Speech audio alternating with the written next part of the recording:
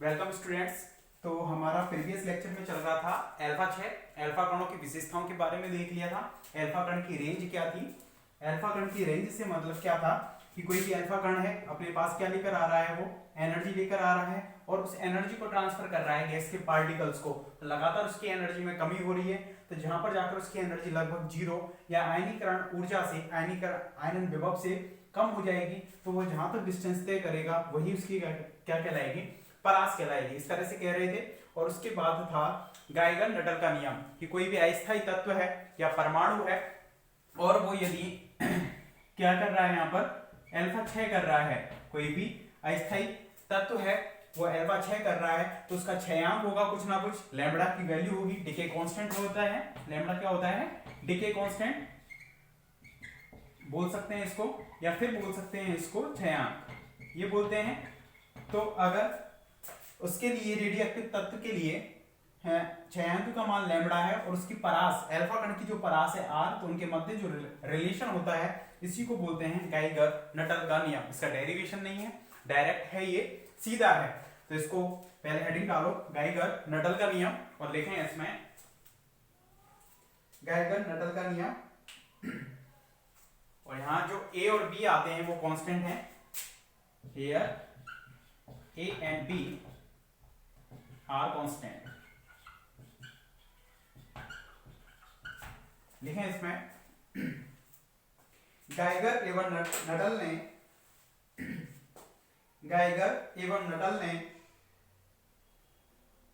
प्रयोगों के आधार पर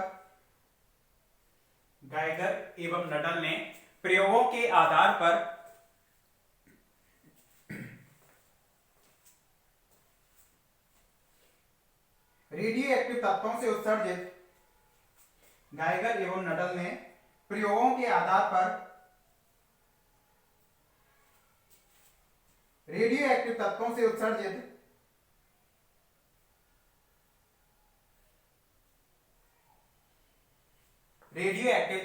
उत्सर्जित अल्फा कणों की परास कैपिटल आर व रेडियोएक्टिव तत्व के क्षयांक लैम्बडा के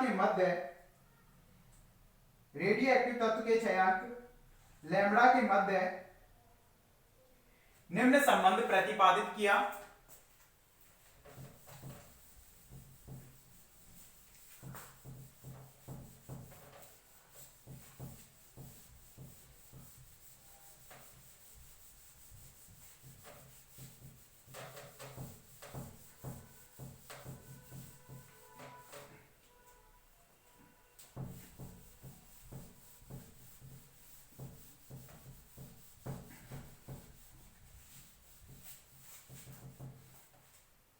निम्न संबंध प्रतिपादित किया, उसको लिख दो log 10 लैम्बडा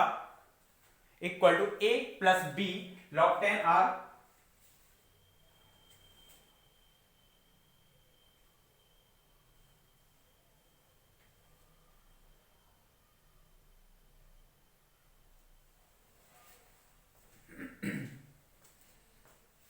log 10 आर, उसको भी लिख देना here a and b are constant।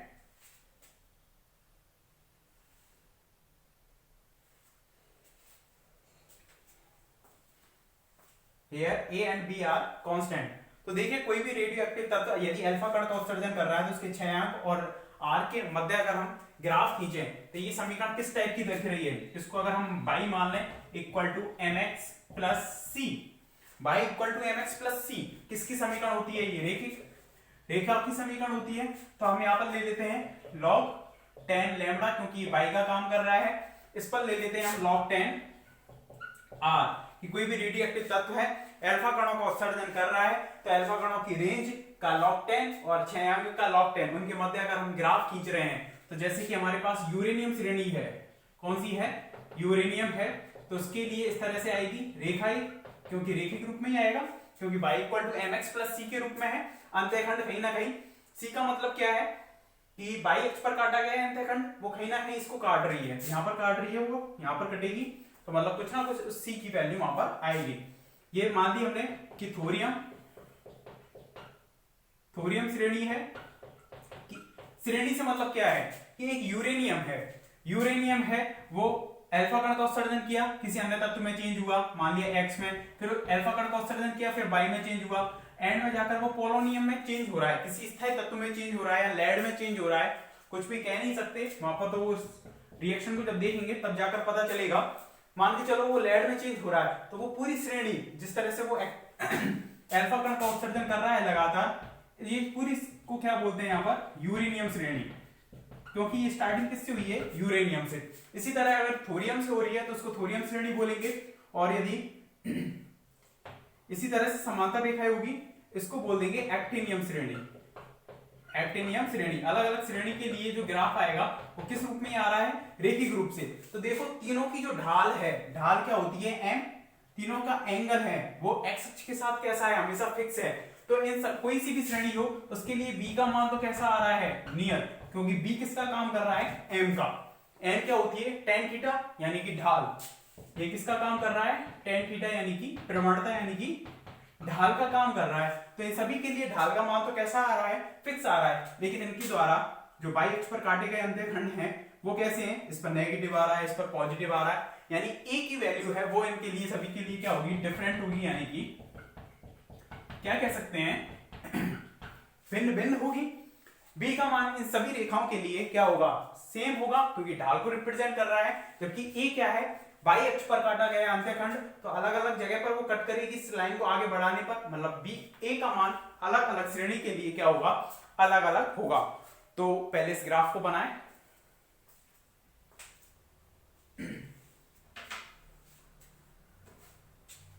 इस ग्राफ को बनाओ,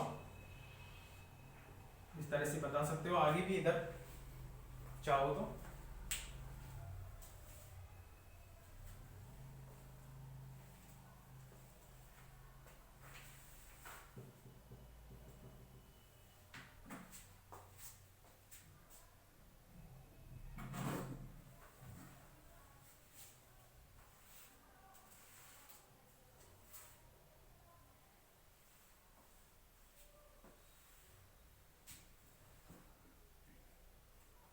लिखें, यदि रेडियोएक्टिव तत्व के विभिन्न अल्फा कण,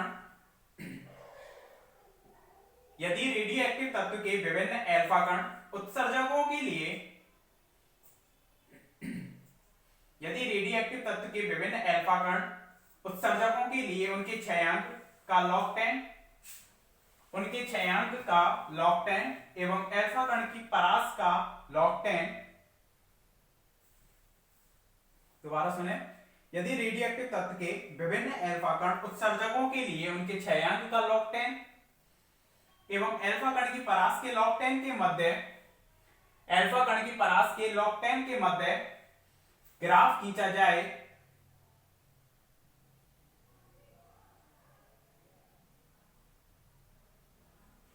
अल्फा कण की परास के log 10 के मध्य ग्राफ खींचा जाए,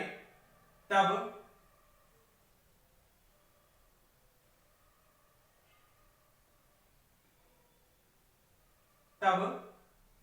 लगभग समांतर रेखाएं प्राप्त होती हैं,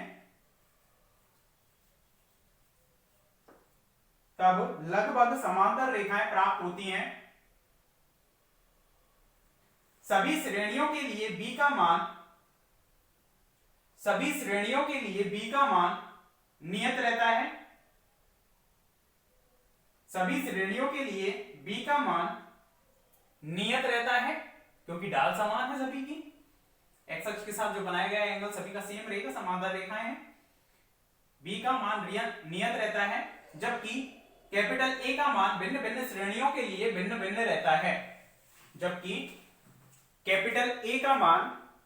भिन्न भिन्न श्रेणियों के लिए भिन्न भिन्न रहता है।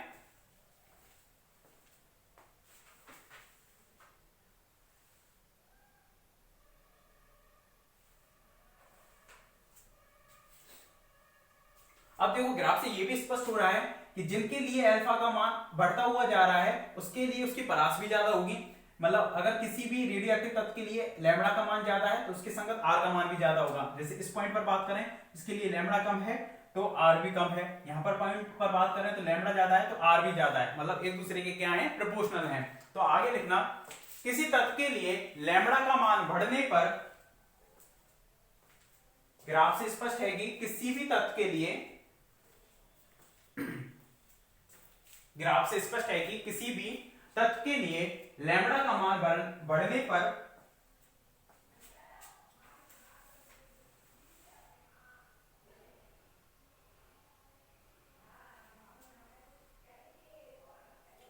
अल्फा कणों की परास भी बढ़ती है, अल्फा कणों की परास भी बढ़ती है, अर्थात अल्फा कणों की परास बढ़ रही है, मतलब हम ये कह सकते हैं कि अधिक लैम्डा वाले जो रेडियोएक्टिव तत्व हैं उनसे अधिक ऊर्जा के क्या होंगे, अल्फा कण वहां पर उत्सर्जित होंगे, तभी तो उनकी रेंज ज्यादा होगी। अर्थात अधिक क्षयांक वाले रेडियोएक्टिव तत्वों से, अर्थात अधिक क्षयांक वाले रेडियोएक्टिव तत्वों से, अधिक क्षयांक वाले रेडियोएक्टिव तत्वों से अधिक ऊर्जा वाले अल्फा कण, अधिक ऊर्जा वाले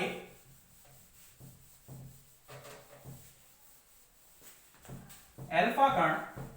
उत्सर्जित होते हैं।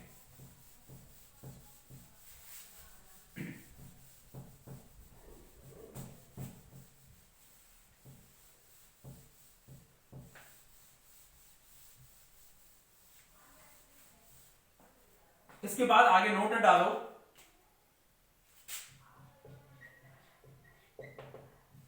नोट डालकर उसमें देखें कि हम क्या बात कर रहे थे कि वहां पर जो अल्फा कण है वो अपने पास कुछ एनर्जी लेकर आ रहे थे, गैस पार्टिकल्स में जाकर वो उसमें कुछ दूरी तय कर रहे थे, उसको हम बोल रहे थे रेंज बोल रहे थे। जहां तक वो जाकर जीरो हो रही थी उनकी काइनेटिक एनर्जी, तो वहां तक वो जितनी डिस्टेंस तय करेंगे उसको हम बोल रहे थे उसकी रेंज। तो अलग अलग अल्फा कण अलग अलग रेंज तय करेंगे क्योंकि उनकी एनर्जी अलग अलग हो सकती है। तो उन सभी की जो परास है उसको हमने बोल दिया माध्य परास, यानी कि एवरेज रेंज। क्या बोल दिया, एवरेज रेंज यानी कि माध्य परास, ये हमने बोल दिया। तो माध्य परास और उसकी जो एनर्जी होगी उनके मध्य एक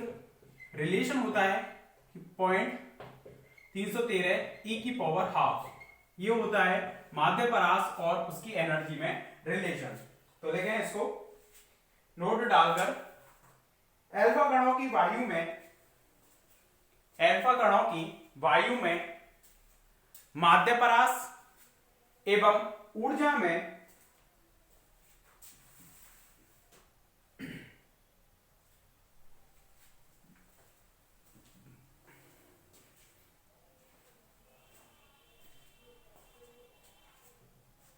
ऊर्जा में निम्न संबंध होता है, माध्य परास व ऊर्जा में निम्न संबंध होता है। इसको नोट डालकर लिख दो बस,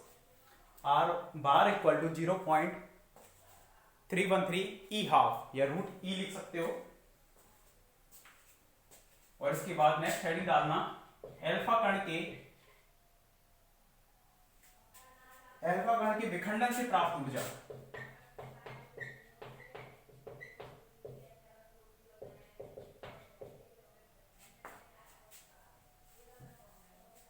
अल्फा कण के उत्सर्जन से, ऐसे लिखो, अल्फा कण के उत्सर्जन से प्राप्त विखंडन ऊर्जा, विखंडन ऊर्जा जिसको हम बोलते हैं क्यू वैल्यू, क्यू से रिप्रेजेंट करते हैं उस एनर्जी को, क्यू वैल्यू। नेक्स्ट हेडिंग डाल दो इसको और इधर देखेंगे, पूरा फोकस इधर करना, अल्फा कण की उत्सर्जन से प्राप्त विखंडन ऊर्जा या क्यू वैल्यू, इस पर फोकस करो ना पूरा। देखो इधर कि एक तत्व है एक्स जेड ए, कोई भी एक तत्व है जो अस्थायी है, वो किसका उत्सर्जन कर रहा है, यहाँ पर अल्फा कण का, यानी कि 2He4 का क्या कर रहा है, यहाँ से उत्सर्जन कर रहा है अल्फा कण का, और प्लस में कई अन्य तत्व बना रहा है। उस अन्य तत्व के परमाणु क्रमांक में कितने की कमी हो जाएगी, 2 की कमी, और द्रव्यमान संख्या में 4 की कमी। आवेश संरक्षण का नियम लगाना है और द्रव्यमान संख्या संरक्षण का नियम। इधर द्रव्यमान संख्या a है तो यहाँ पर a-4 + 4 a हो जाएगी। परमाणु क्रमांक Z है तो यहाँ पर भी परमाणु क्रमांक कितना हो जाएगा, Z। तो एक तत्व है वो इसमें चेंज हुआ और साथ ही साथ उसने किसका उत्सर्जन किया यहाँ पर, अल्फा कण का, और उत्सर्जन करने के साथ साथ यहाँ पर क्या निकाली, क्यू एनर्जी, क्या निकाली यहाँ पर, एनर्जी निकाली, जिसको हम बोल रहे हैं विखंडन ऊर्जा। तो ठीक है, यहाँ पर जो विखंडन ऊर्जा होगी वो वास्तव में क्या किसके रूप में निकलेगी, ऊर्जा संरक्षण के नियम से ये ऊर्जा आई कहां से, जरा सोचो बताओ कि ये एनर्जी आई कहां से, कि ये तत्व इसमें चेंज हुआ, ये साथ के साथ एनर्जी निकल रही है, वो किसके क्यों निकल रही है, क्योंकि ये तत्व है इसके पास द्रव्यमान होगा, तो कहीं ना कहीं जब इससे ये बना होगा तो इन दोनों का द्रव्यमान इसके द्रव्यमान से कम हुआ होगा, क्योंकि वो अपनी बाइंडिंग एनर्जी को बढ़ाने की कोशिश करता है, क्योंकि हम जानते हैं कि किसी भी तत्व की बाइंडिंग एनर्जी जितनी ज्यादा होगी वो उतना ही क्या होगा, स्थायी तत्व होगा, वो उतना ही क्या होगा, स्थायी, क्योंकि इसको तोड़ने के लिए उतनी ही ज्यादा हमें एनर्जी बाहर से देनी होगी, क्योंकि इसके लिए बाइंडिंग एनर्जी का मान कैसा है, ज्यादा है। तो ये अपनी बाइंडिंग एनर्जी को बढ़ाने की कोशिश करते हैं, मतलब अपने पास कम से कम एनर्जी बनी रहे, तो इसके लिए वो अपने जो द्रव्यमान है उस द्रव्यमान में यहाँ पर क्या करते हैं, कमी करते हैं, ताकि उसके पास उतनी ऊर्जा की कमी हो जाए, और उस एनर्जी को किसके रूप में निकाल देते हैं, क्यू वैल्यू के रूप में। मतलब ये कह सकते हैं कि यहाँ पर जो द्रव्यमान में होने वाली क्षति है वही किसके रूप में निकल रही है, E equal to delta m into c square से एनर्जी के रूप में निकल रही है, और वही एनर्जी क्या है यहाँ पर, विखंडन ऊर्जा है। ठीक है यहाँ तक, या इसको हम दूसरे रूप में कह सकते हैं कि जो क्यू वैल्यू है, क्यू वैल्यू है वो उत्पादों की गतिज ऊर्जा, इस तरह से भी लिखा जाता है इसको कि उत्पादों की गतिज ऊर्जा में से यदि हम अभिकारकों की गतिज ऊर्जा को यहां पर घटा दें, अभिकारकों की गतिज ऊर्जा को अगर हम यहां से घटा दें, उत्पादों की गतिज ऊर्जा में से यदि अभिकारकों की गतिज ऊर्जा को घटा दें, तब भी यहां पर Q की जो वैल्यू है वो हमें यहां पर निकल कर आ जाएगी। तो कैसे करेंगे, देखो कि मान लिया कि ये तत्व है, इसका जो द्रव्यमान है वो मान लिया हमने mx, नाभिक का द्रव्यमान, इसका मान लिया हमने इसका मान लिया m बाई, और इसका मान लिया स्मॉल अल्फा कण छोटा होगा इसकी तुलना में, तो m अल्फा, क्योंकि दो प्रोटॉन और दो न्यूट्रॉन से मिलकर ही तो बना होता है अल्फा कण, तो इसके लिए छोटा होने की वजह से स्मॉल में ही ले लिया हमने m अल्फा, या कैपिटल M अल्फा ले लोगे कोई फर्क नहीं पड़ेगा। इसका द्रव्यमान mx, इसका m बाई, और इसके नाभिक का m अल्फा। ठीक है, तो यहाँ पर और इसकी एनर्जी भी साथ साथ मान लेते हैं कि इसकी जो गतिज ऊर्जा, ये इनको क्या मान रहे हैं हम, गतिज ऊर्जा, इसी जो रिप्रेजेंट कर रहे हैं गतिज ऊर्जा को, इसकी मान ली Ex, इसकी मान ली E अल्फा, इसकी मान ली हमने E बाई, इस तरह से हमने एनर्जी को यहाँ पर मान लिया। तो हम क्या कह रहे हैं, Q वैल्यू की हमें Q को कैलकुलेट करना है कि कितनी एनर्जी यहाँ से निकलेगी। ठीक है, तो Q को किस तरह से निकालेंगे, गतिज ऊर्जाओं का अंतर, तो उत्पादों की गतिज ऊर्जा कितनी हो गई, ये माइनस इसको मान लिया अभिकारक की गतिज ऊर्जा, और मान लिया कि ये वाला जो पार्टिकल है, जो तत्व था स्टार्टिंग में रेडियोएक्टिव पार्टिकल, वो कौन सी अवस्था में है, स्थिर अवस्था में है, स्टेबल है, वो बैठा हुआ है, स्टेबल नहीं बोल सकते, स्टेशनरी स्टेट में है, स्थिर अवस्था में है। स्थिर होता वो, अगर स्थिर उसमें होता, स्थायित्व में होता, तो वो अल्फा कण को उत्सर्जित यहां से करता ही नहीं, स्थायी नहीं है, वो स्थिर है, दोनों में वर्ड में अंतर है। ठीक है, तो E alpha plus E by उत्पादों की गतिज ऊर्जा में से हमने किसको घटा दिया, इसको अभिकारक की गतिज ऊर्जा को, तो गतिज ऊर्जा कितनी होती है, हाफ एम वी स्क्वायर, जिसका कितना हो जाएगा हाफ एम अल्फा, इसका हमने वेग मान लिया v अल्फा का square plus half m Y v Y का स्क्वायर, और माइनस इसका वेग कितना है, स्थिर अवस्था में है तो वेग शून्य है, इसलिए इसको कितना कर दिया, शून्य। तो यहाँ से Q इक्वल टू कितना आ गया, half m alpha v alpha का square plus half m Y v Y का स्क्वायर। यहां तक आ गया ये इक्वेशन नंबर, इस पर हमने डाल दिया 1। अब दोनों में इस अपक्रिया के लिए ऑलवेज क्या होगा, जो संवेग है, मोमेंटम है, वो कंजर्व होगा संवेग संरक्षण के नियम से।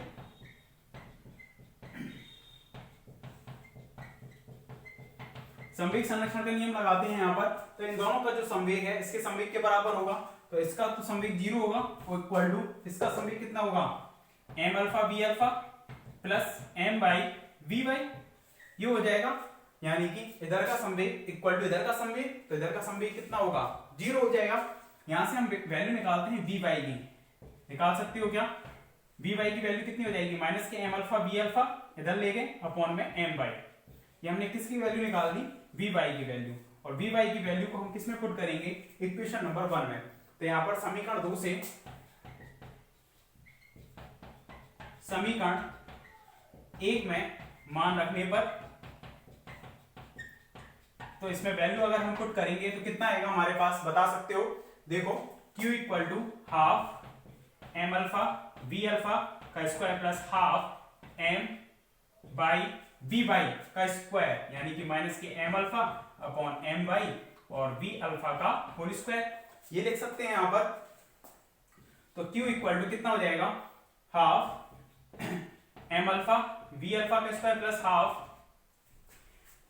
एम बाई से एक एम बाई जाएगा, एम अल्फा का स्क्वायर अपॉन एम बाई और बी अल्फा का स्क्वायर। यहां तक पहुंच गए, इसके बाद आगे करेंगे, जगह नहीं है यहां पर, तो पहले यहां तक लिखे हैं इसमें।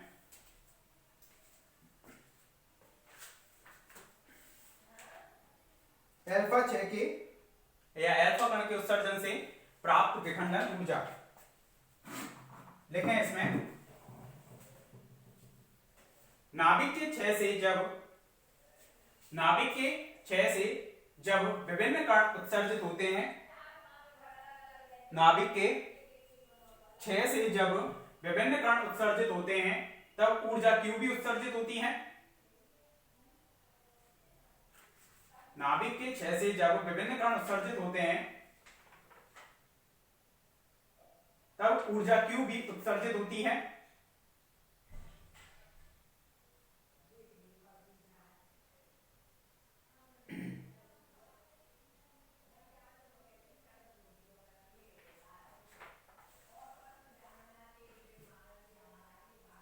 ऊर्जा Q भी उत्सर्जित होती है। इस ऊर्जा को विखंडन ऊर्जा ब्रैकेट में लिख देना Q वैल्यू कहते हैं।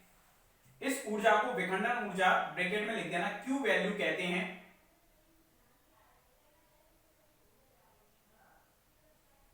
यह विखंडन ऊर्जा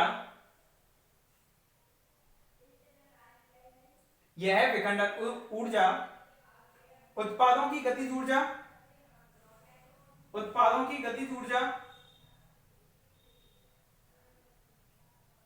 तथा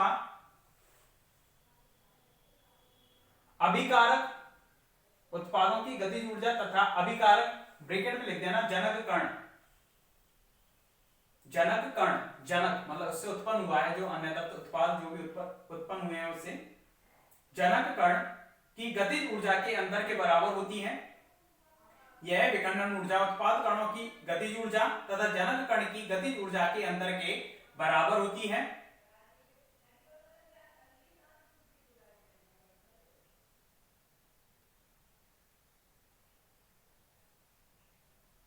रिएक्शन को लिखो एक्स जेड ए वाली को, ये इस तरह अवस्था में अल्फा कण है और z-2, नीचे का मत लिखना है m X m alpha m Y, इनको नहीं लिखना है, ऊपर तक का लिखो इसको, केवल इसको लिखो।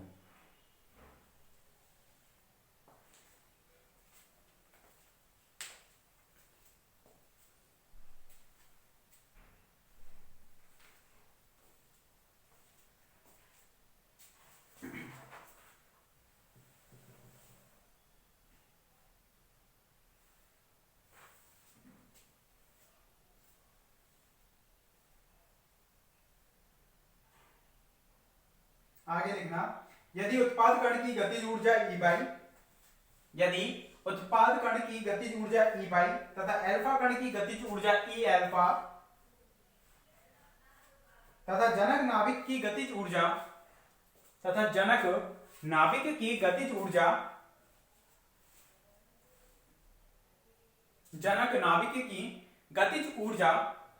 Ex है,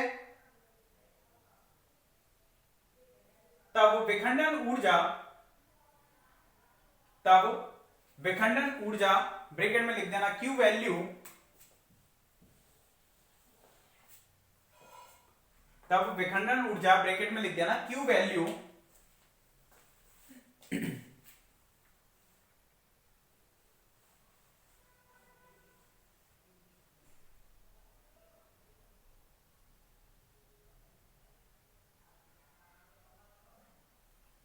लिख दो इसको, उत्पादों की गतिज ऊर्जा माइनस अभिकारकों की गतिज ऊर्जा, उसको। उसके बाद इसको लिख देना Q equal to E alpha plus E Y minus के E X, Q equal to E Y plus E alpha, E Y plus E alpha minus E X. इसके बाद लिखना माना जनक कण स्थिरावस्था में है, माना जनक कण या नाभिक स्थिरावस्था में है, अर्थात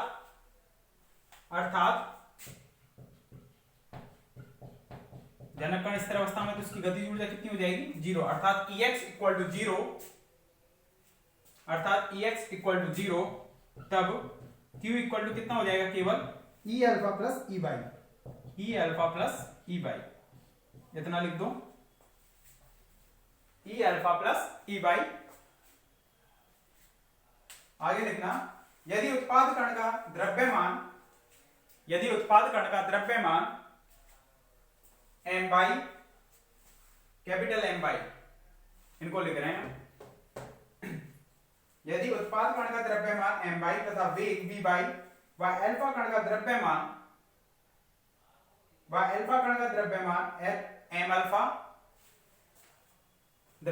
एम अल्फा व वेग वी अल्फा है, स्मॉल वी ही चलेगा सभी में, वी अल्फा है, तब Q वैल्यू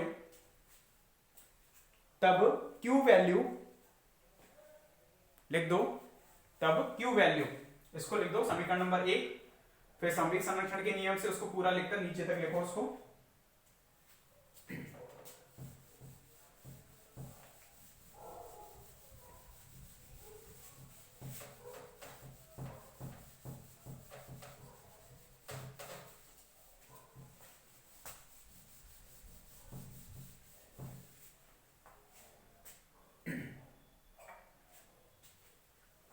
इक्वेशन नंबर 1, उसके बाद संवेग संरक्षण के नियम से वी वाई की वैल्यू निकालते हुए उसमें पुट करो।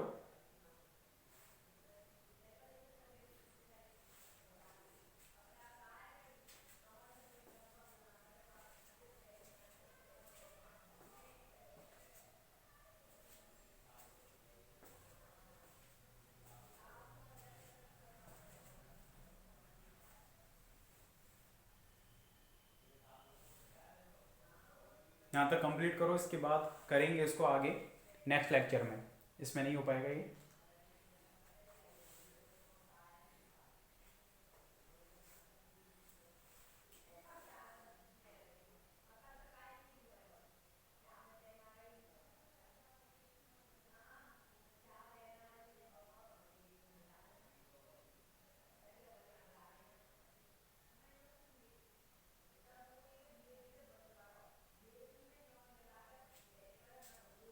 Thank you.